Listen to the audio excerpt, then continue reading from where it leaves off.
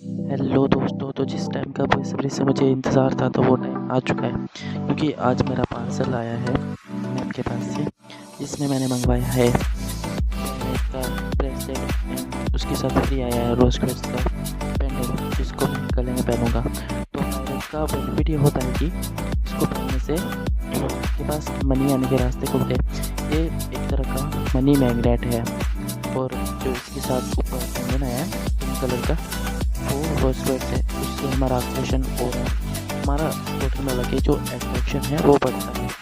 तो आप अपने लिए मंगवाइएगा, और अगर आपको मंगवाना है तो मुझे कॉन्टेक्ट कीजिएगा, मैं आपको जैसे आपको डिटेल्स बता दूँगा।